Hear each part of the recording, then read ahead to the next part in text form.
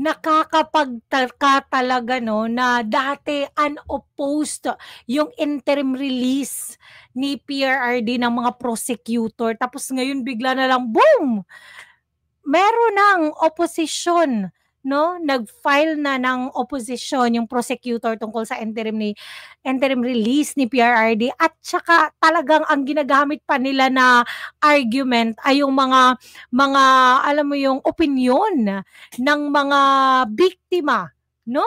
Na samantalang wala naman talagang marahas na gagawin si PRRD sa mga biktima, hindi niya nga ginawa noong presidente pa siya, ngayon pa na normal citizen na lang siya, 'di ba? Grabe, nakakaloka talaga tong mga arguments ng kabilang parlor. Kung sinasabi, I do not understand why the prosecution would oppose the petition for interim release of an accused based on the statements of family members. Hindi makatarungan na ibase ang pagtutol sa mga naging pahayag ng mga miyembro ng pamilya.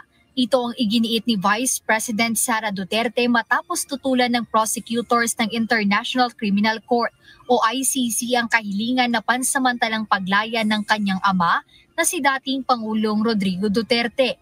Mariing kinwestiyon at ipinagtaka ni VP Duterte ang batayan ng prosecutors sa pagharang sa hiling na interim release ng kampo ng kanyang ama.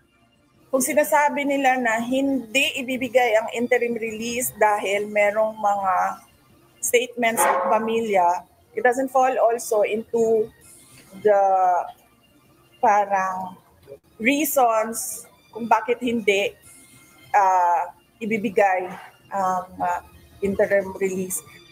Ayon pa sa pangalawang Pangulo, ang basihan ng desisyon sa interim release ay ang mga kilos at pahayag ng akusado mismo, kasama na ang posisyon ng bansang tatanggap dito. Dapat siguro ang kanilang pinagbabasihan lang ay yung actions and sinasabi ng akusado. Hindi at kung ano yung sinasabi ng country where he will be released to. Napakamali na gagamit sila ng rason para ikontrahin ang petisyon ng isang akusado base sa statements ng pamilya. Correct. Nagpahayag din ang Vice Presidente ng matinding pag-aalala sa kalusugan ng dating Pangulo. I am concerned that he will not be granted the interim release dahil he is 80 years old, he is not in good health, he's not been eating well, and he needs support from familiar people, and he needs the care of his family and loved ones. Iginiit din ni VP Sara na walang kakayahang mag-impluwensya o manakot ang kanyang ama sa mga biktima, gaya ng pangamba ng prosecutors. Aniya lalo pa ngayon na wala na si FPRRD sa poder at higit sa lahat kung nasa ibang bansa na ito. Noong siya ay Pangulo nga, hindi nga niya trineten yung mga biktima eh. Tama. Tama talaga. Naku, hindi ganyan po si PRRD. Naku talaga, grabe talaga itong mga prosecutor. Alam naman natin, no, na talagang nai-impluwensyahan to ng mga, alam nyo na, mga NPA doon nga sa The Hague. Kasi nga sabi nila sobrang dami daw doon. 'Di ba? Grabe talaga. Hindi nga nagawa ni PRRD nung presidente pa siya, ngayon pa kaya, no? Hindi nga niya imagine yung naghatid sa kanya dun sa jet plane, yung naghatid talaga mismo, yung dumakip sa kanya sa airport, sa Villamor Air Base at naghatid sa kanya dun sa The Hague.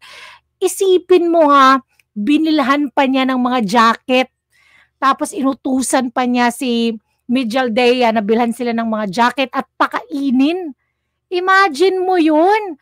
Yun yung mga taong dumakip sa kanya. Dahil alam niyang sumusunod lang sila ng mga utos galing sa mga nakakataas. Yun pa kayang mga biktima ng, alam mo yung, drug alam mo yung tukhang, hindi naman lahat yun tukhang eh. Alam mo yung mga drug lords lang din nila yung nagpapatay sa kanila para hindi sila, alam mo yun, ipagkalolo sa batas. So, grabe talaga. Grabe. Hindi ko ma-imagine yung mga taong to. Hindi na naawa sa matanda. Alam mo yun? Para namang hindi sila nakikinabang sa lahat ng ginawa ni PRD. Bakit ba wala silang mga anak?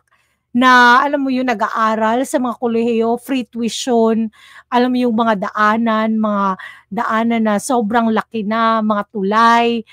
Nako talaga, hindi ko maintindihan tong mga taong to. At I'm sure most of them, they are teachers, di ba? Police, yung mga military, nakinabang sa mga, alam mo yung pagtaas ng sahod. Ewan ko na lang. Hindi ko talaga maintindihan. Ano ba? Pangulo siya noon, meron siyang power and authority. Ngayon pa na nasa loob na siya ng detention unit.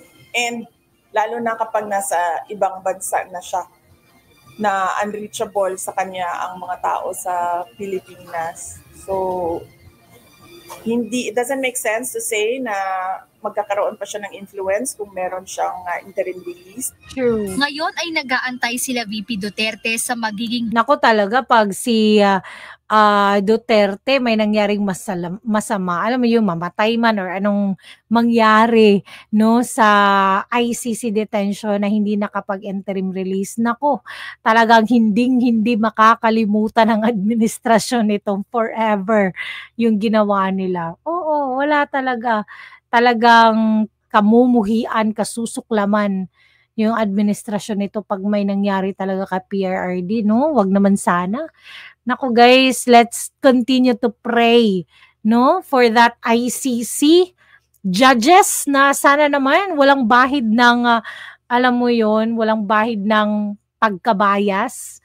Kasi 'di ba nakita natin pagdating sa jurisdiction, yung dalawa may take na, meron na silang kinakampihan or meron na silang sagot. So, wala na rin yung mga arguments ni Kaufman tungkol sa jurisdiction.